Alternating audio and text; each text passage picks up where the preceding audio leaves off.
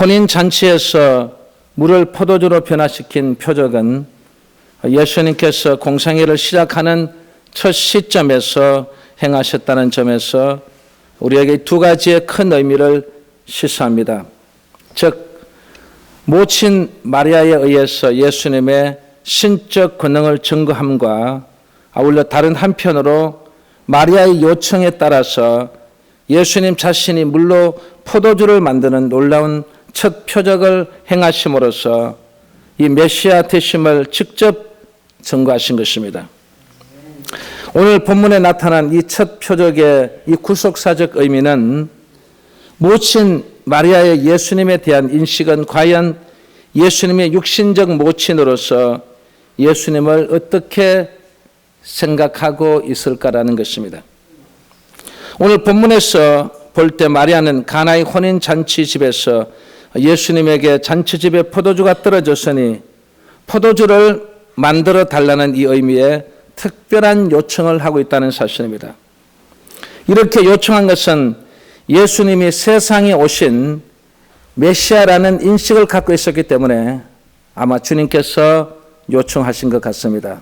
그러면 마리아는 어떻게 예수님이 메시아적 사명을 담당할 자임을 알게 되었을까라는 것입니다.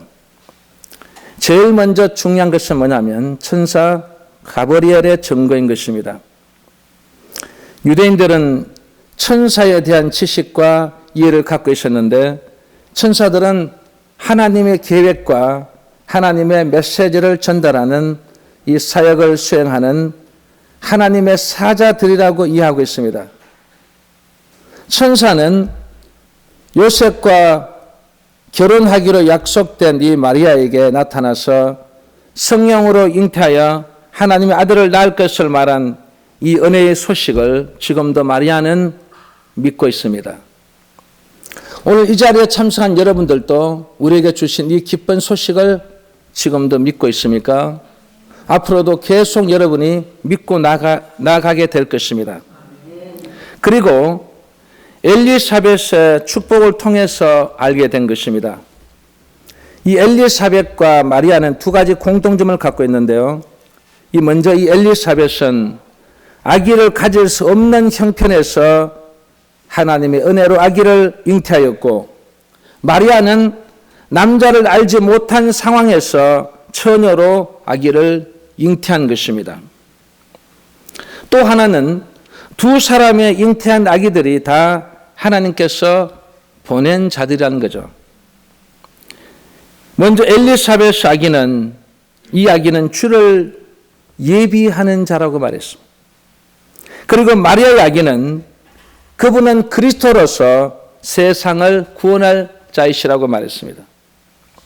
이렇게 같은 처지에 있어서 하나님의 은혜를 서로 확인할 때 엘리사벳이 마리아에게 천사의 말씀이 반드시 이루어질 것을 축복했습니다. 그 축복을 마리아는 그 마음속에 간직하고 있다는 것입니다. 그래서 그녀 안에서 이루어진 역사가 신적이며, 그리고 그녀의 잉태할 아들이 그리스도됨을, 그는 육신의 어머니지만 이 아들이 그리스도됨을, 이 아들이 하나님의 아들이라는 것을 지금 확인시켜 준 것입니다. 그리고 이 목자와 새 동방박사의 경배를 통해서 알게 된 것입니다. 마리아에게 그리스도 인식을 새롭게 하여 주는 또 하나의 사건이 바로 목자와 동방박사의 경배를 들 수 있습니다. 이 목자들은 천사로부터 메시아 탄생에 대한 소식을 듣고 찾아와서 그리스도로 오신 아기 예수님께 경배했다는 것입니다. 이분이 바로 그리스도시다.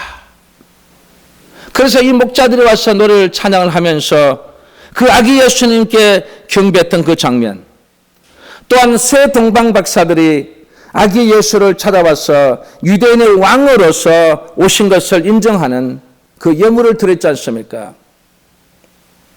이 어린 아이에게 유대인의 왕으로 오신 것에 대해서 인정하는 예물이라는 것입니다.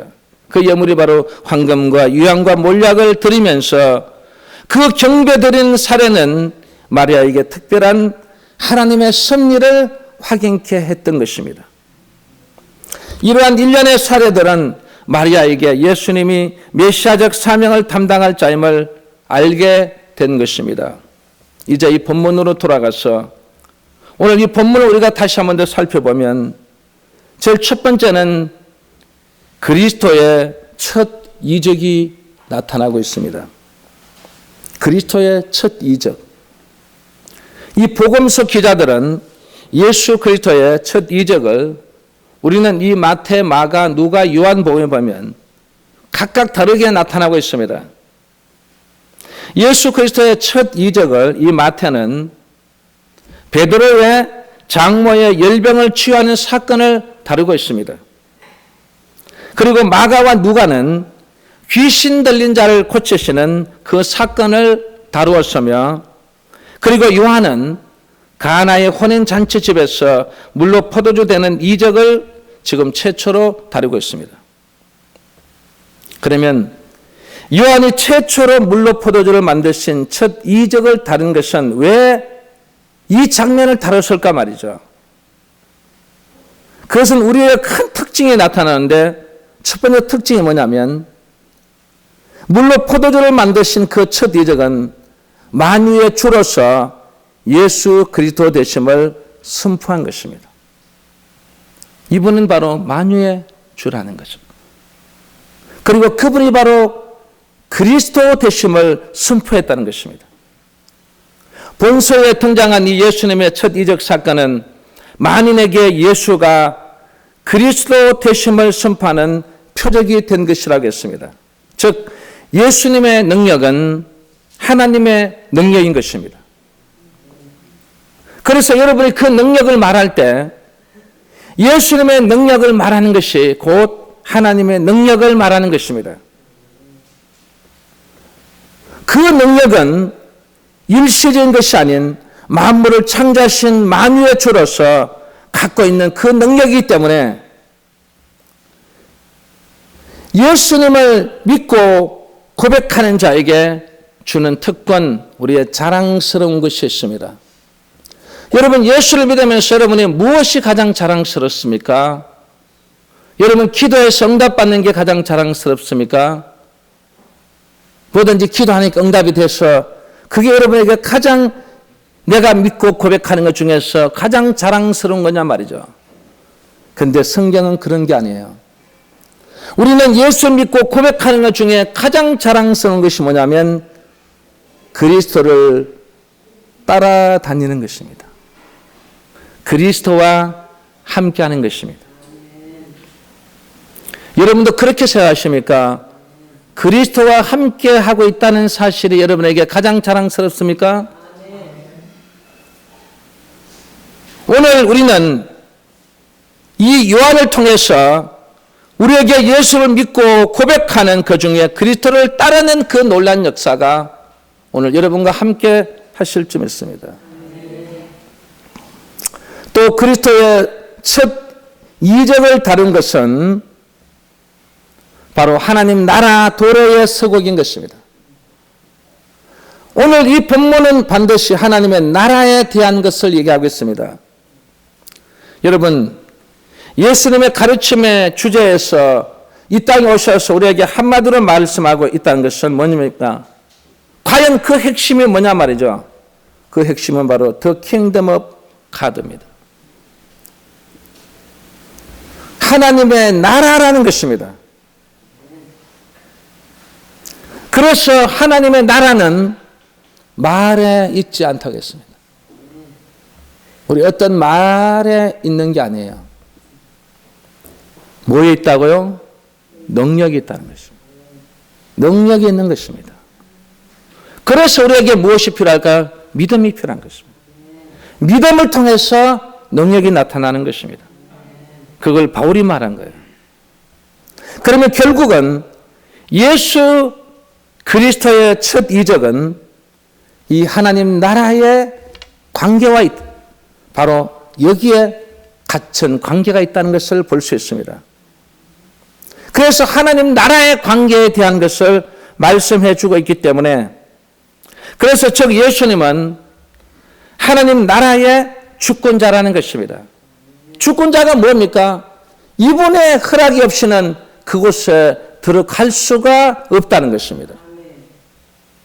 그래서 그분의 이름을 따르라고, 그분의 이름을 믿으라고, 그분을 우리 마음속에 모시라고 오늘 우리 백성들에게 찾아오신 것입니다. 그리고 그 백성들을 회복시키셨습니다. 무슨 권능으로요? 그리스도의 권능으로. 그리스도의 권능으로 그분이 선포하고 그분이 회복시켜 줌으로써 하나님 나라의 도래함을 우리 마음속에 심어준 것입니다.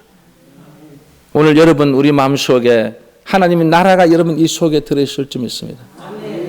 내가 오늘 죽어도 나는 하나님 나라에 간다. 아마 여러분 그게 우리 마음속에 있을 거예요. 여러분 마지막 어떤 우리의 운명의 그 순간이 되면 여러분 속에서 잊어버렸던 하나님 나라를 여러분 생각하게 될 것입니다. 아, 이제 내가 하나님 나라에 가는구나. 여러분 그 존재가 바로 우리는 주권자이신 주님께서 우리에게 찾아오셨기 때문에 이게 가능하다는 것입니다. 그래서 예수님은 계속해서 우리에게 능력을 보여주신 것입니다. 이적 기사를 보여주셨고 그리고 많은 기적을 일으켰고 많은 이적을 일으켜 주심으로써 그리고 하나님 나라를 선포하게 되고 그리고 많은 이적을 통해서 우리의 영혼과 육신의 병을 치유해 줌으로써 하나님 나라를 생각하고 그 나라를 내 마음속에 모시고 살아라는 것입니다.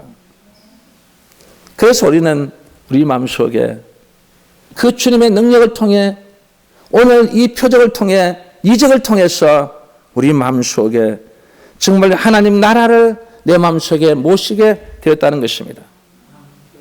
그리고 그리스도의 첫 이적을 다룬 것은 바로 하나님 나라의 의와 기쁨을 체험하도록 한 것입니다. 즉 하늘나라는 의와 기쁨만이 있습니다. 그래서 의라는 그 속에는 우리 어떤 믿음도 있지만 의라는 속에는 악이 없다는 뜻입니다. 거기는 완전히 악이 없는 세상을 말하고 있습니다. 그렇기 때문에 우리에게는 무엇이 있습니까? 기쁨과 즐거움만이 있다는 것입니다. 그걸 체험하도록 하기 위함인 것입니다. 무엇이요? 오늘 본문이요. 예수님은 물로 포도주를 만들어 줌으로써 그 잔치에 참여한 하인들에게 초자연적 세계를 보게 하신 것입니다.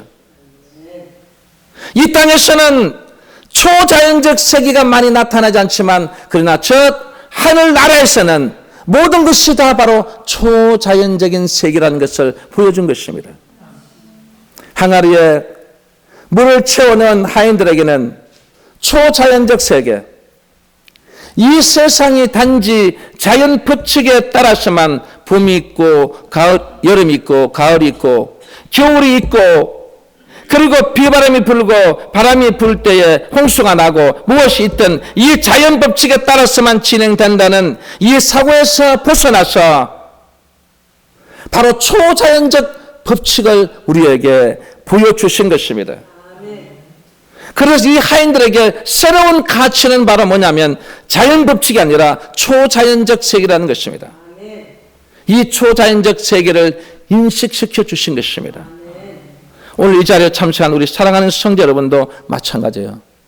오늘 우리에게는 자연 법칙만 있는 게 아니라 우리 앞에 초자연적 세계가 있다는 것을 아셔야 됩니다. 그 세계가 이 땅에서도 펼쳐집니다. 주님과 함께하면요, 주님이 역사하면은 주님이 능력을 행하시니까 초자연적 세계가 일어났습니다. 바람이 불 때, 풍랑이 일어날 때 그 풍랑을 멈추는 초자연적 세계, 죽은 자를 살리는 것도 초자연적 세계, 물리를 걸으신 것도 초자연적 세계를 우리에게 보여주신 것입니다. 자연 법칙에만 있는 게 아니에요. 초자연적 세계가 있다는 것을 우리에게 보여주신 것입니다. 그리고 잔치에 초청된 자들이 있습니다. 오늘 이 자리에 있는 여러분들도 이 잔치에 초청받고 온 줄 믿습니다. 바로 아버지께서 여러분을 초청하시기 때문에 이 자리에 온 것입니다. 여러분 오고 싶어서 온 게 아니에요. 초청을 해서 왔다는 말이죠.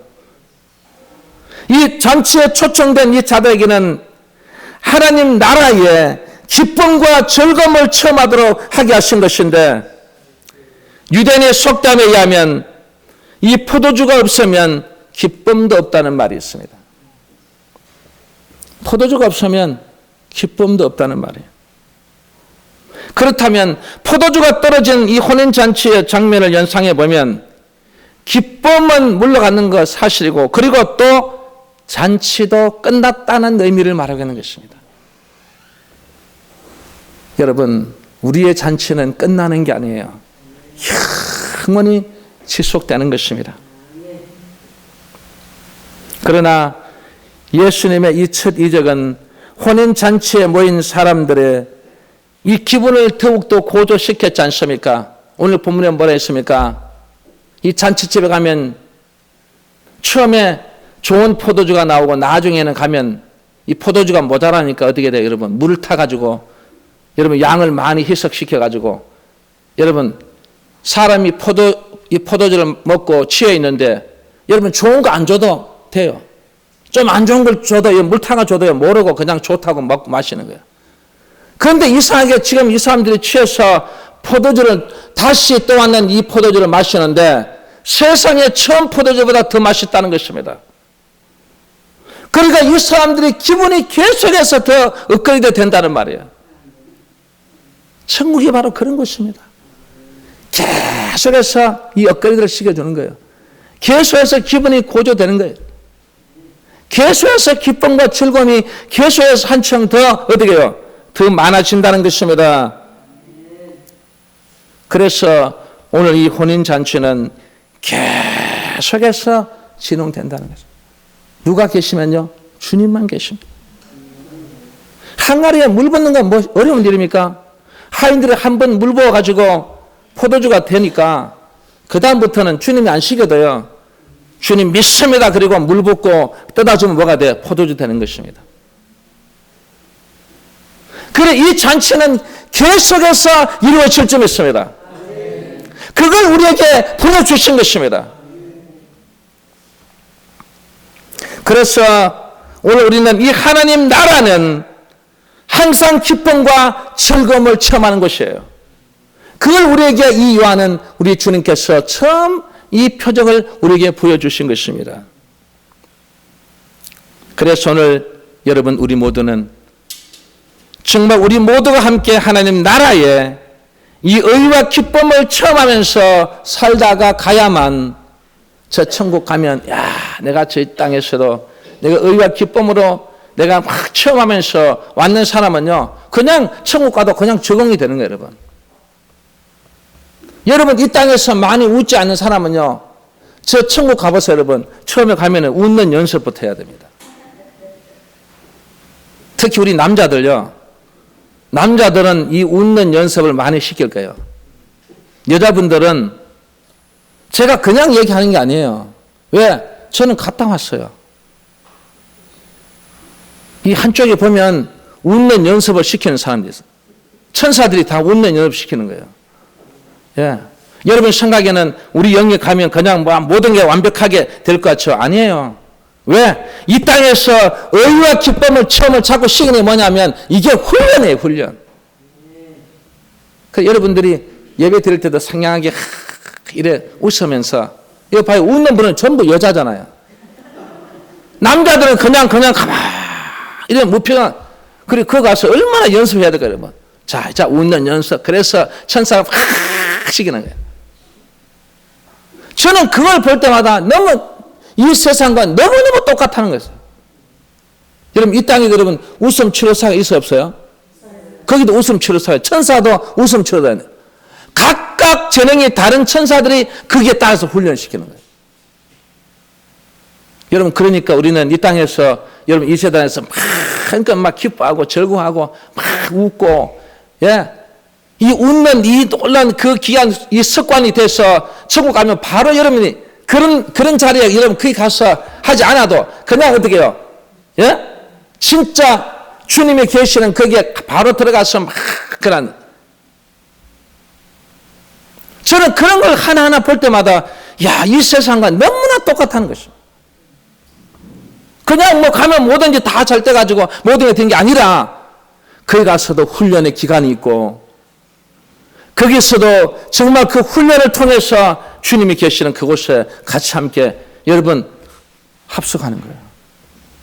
그 여러분 여기는요, 니나 내나 할 것 없이 뭐 아무나 하고 뭐 지금 예배 시간에 졸아도 괜찮고 그런 사람들 다 있어도 괜찮지만 그러나 주님이 계시는 그 자리는요, 훈련되지 않는 사람은 그 속에 들을 수가 없는 거예요. 그래서 주님께서 슬기로운 5 처녀와 미련한 5 처녀를 말씀한 거예요. 미련한 그 처녀, 훈련되지 않는 사람은 주님을 만나서 못 만났어요. 못 만난 것입니다. 그래서 슬기로운 처녀가 필요한 것입니다. 그분들은 미리 훈련이 된 것입니다. 훈련됐기 때문에 신랑 대신 주님을 만나서 그분과 함께 하는 것입니다. 오늘 이 자리에 참석한 여러분, 우리는 정말 이 놀라운 기쁨과 즐거움을 항상 체험할 수 있기를 주의 이름으로 축원합니다. 두 번째는 예수님의 첫 이득이 주는 의미인 것입니다. 첫 번째 의미는 뭐냐면 인간 능력의 한계를 보여준 것이라는 것입니다. 혼인 잔치집에 포도주가 떨어졌다. 여러분 말이 됩니까, 여러분? 저는 어릴 때 요즘이야 뭐 다 이렇게 예식장에 가서 하기 때문에 그거 하지만 옛날에는 제가 어릴 때만 하더라도 제가 초등학교 다닐 때까지만 하더라도 항상 그 집에서 잔치를 다 했어요. 저는 그 잔치를 하는 집집마다 잔치한다 그러면 항상 아침부터 가서 저녁까지 가서 거기 가서 놀면서 하루 종일 배 터지도록 먹으면서, 예. 그렇게 우리가 그만큼 많이 먹어도요, 예. 여러분, 우리 옛날에는 뭐입니까, 여러분? 이 동동주 담갔지 않습니까? 그리고 여러분, 우리 좋아하는 식혜. 우리나라 잔치에 그게 떨어지면 안 되지 않습니까? 그런데 어느 집에도 그게 떨어졌다는 집이 한 사람도 못 봤어. 그래서 잔치 음식에서 뭐냐면 항상 손님이 많이 올 경우를 그 숫자에 대비해서 여러분 잔치 음식을 만드는 거예요. 그래서 그날은 마음껏 먹고 아무리 많이 먹어도 이 잔치 음식이 모자리지 않도록 그렇게 하지 않습니까? 어디든 지금 이스라엘이든 한국이든 어디든 다 똑같지 않습니까?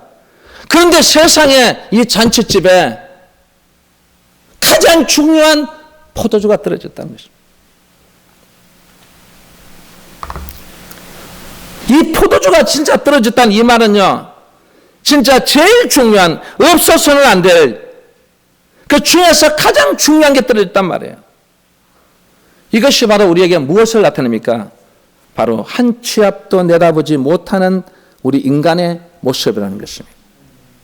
그래서 야고보 사도는 야고보서 4장 14절에 보면 너희는 잠깐 보이다가 없어지는 안개니라고 했습니다. 자기 신뢰와 자랑에서 비롯되는 인간의 모든 계획이 허탄한 것이며 안개와 같으며 결국은 하나님을 멸시하는 악한 것임을 깨닫고 인간 능력의 한계성을 보여준 것입니다. 그래서 우리는 어떤 일이 있어도 인간의 한계성을 가지고 있기 때문에, 그런 존재이기 때문에 우리는 끊임없이 주님과 함께 해야 되고, 끊임없이 주님 앞에 아뢰야 되고, 끊임없이 주님과 함께 동행할 수 있는 여러분들 될 수 있기를 주의 이름으로 축원합니다. 두 번째 의미는 예수 그리스도께만 의지해야 함을 보여준 것입니다. 의지해야 된단 말이에요. 누구를 의지한다고요? 그리스도를 의지한다는 것입니다. 아니, 잔치 중에 포도주가 떨어졌는데 여러분 무슨 주님께 의지합니까? 그건 어디 가서 사서 오든지 그래야지 무슨 이 포도주가 떨어졌는데도 주님께 의지하냔 말이에요. 이 유대인의 풍습에 보면 잔치상에 이 포도주는 뭐와 같냐면 신랑과 같았습니다. 그래서 주님이 필요한 것입니다. 그래서 주님이 우리의 신랑이라는 것입니다. 그래서 그 신랑이 우리에게 다 충족시켜주는 분이시라는 것입니다. 우리 신랑은 다 못해주지만, 하는 것도 있지만 못하는 것도 많지 않습니까? 그러나 우리의 이 영적인 신랑이신 예수 그리스도는 모든 것을 다 충족시켜줄 수 있는 분이라는 것을 우리에게 보여주는 것입니다. 우리나라 결혼 풍습을 보면 이 결혼식의 주인공은, 우리나라의 풍습은 신랑이 아니에요. 바로 신부예요. 그래서 신부가 나올 때 신부가 어떠냐? 신랑보다도 신부에 완전히 다 집중되어 있지 않습니까? 그런데 유대인들의 이 결혼식의 주인공은 신부가 아니에요. 신랑인 것입니다. 그래서 그 잔치상에 포도주를 딱 보면요, 그 포도주는 뭐가 같냐면 신랑과 같은 거예요. 그러니까 이 집에 이 포도주를 보면 신랑을 안다는 말이에요. 그만큼 이 포도주는 신랑과 밀접한 관계를 가지고 있는 것입니다. 그 중요한 포도주가 떨어졌어요. 여기에 나타나는 마리아는 이 문제를 어떻게 해결했냐 말이죠. 그게 중요한 것입니다. 이 마리아는 오늘 봉독한 말씀 속에 곧바로 예수님께 의뢰했다는 것입니다. 그의 육신의 아들이지만, 그러나 그분은 메시아시고, 그분은 그리스도시고, 그분은 하나님의 아들이시기 때문에 하나님의 아들에게, 여러분 쉽게 말하면 의뢰했다는 것입니다. 오늘 이 자리에 참석한 여러분, 우리는 정말 주님이 하나님의 아들이시고, 그분이 그리스도시고, 그분이 나의 영적인 신랑이라는 것이 내 마음속에 확신이 와야 되는 것입니다. 이게 없기 때문에 이분이 내 속에 안 계시는 것입니다. 오늘 이 마리아를 통해서 우리는 무엇을 배울 수 있습니까? 바로 인생의 모든 문제는 주님께 의뢰해야 된다는 사실입니다. 힘들고 어렵고 고통스러운 이 문제들을 주님이 아니면 해결할 수 없다는 그 고백, 주님을 전적으로 의지하지 않으면 해결할 수 없습니다라고 고백하고 확실히 믿는 태도, 그것이 우리에게 가장 중요한 것입니다. 그리고 세 번째 의미는 주님이 말씀하시는 대로, 한번 답시다. 주님이 말씀하시는 대로 순종해야 한다. 뭐 해야 된다고요? 순종해야 되는 거예요. 성도 여러분, 물이 변하여 포도주가 된 것이 어느 때입니까? 주님의 명령을 받은 하인들이 돌 항아리에 물을 가득 부었을 때 부었어요. 그리고 그 가득 부은 그 물을 요래장에 가져다 주어라 했을 때 갖다 떠서 갖다 주는 그 순간에 물이 포도주가 된 것입니다. 여러분, 여기서 주님의 이 명령을 눈여겨볼 필요성이 있습니다. 돌 항아리에 물을 가득 채우라는 이 명령이나 그것을 연회장에 가져다 주라는 이 명령 모두 진짜 제가 봐도 이거는 황당한 일입니다.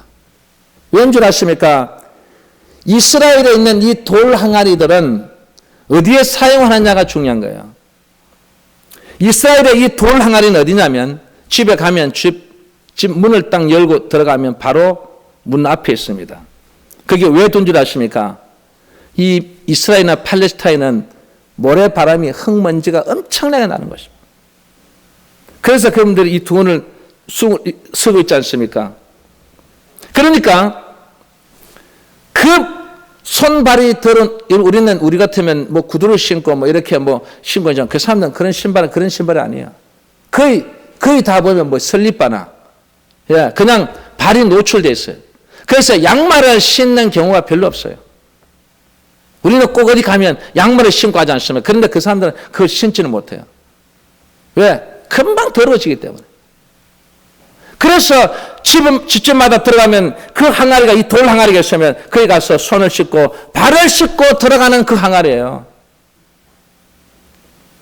그 항아리가 쓰는 용도가 뭐라고 여러분? 우리의 손을 씻고 더러운 것을 씻는 그런 그릇이에요. 여러분, 무슨 그게 수돗물이 있어가지고 뭐 돌항아리 잘 씻을 수 있습니까? 그 물이 얼마나 귀한데 여러분. 진짜 손님에게 제일 먼저 그 손발을 그 씻는 도구, 그 물을 거기다 떠서 있는데 세상에 그 더러운 물을 담는 그 그릇에다가 그 항아리에다가 뭐라고요? 물을 부으라는 것입니다. 이해가 갑니까, 여러분? 저 같으면 이해가 가지 않습니다. 그런데 이 하인들은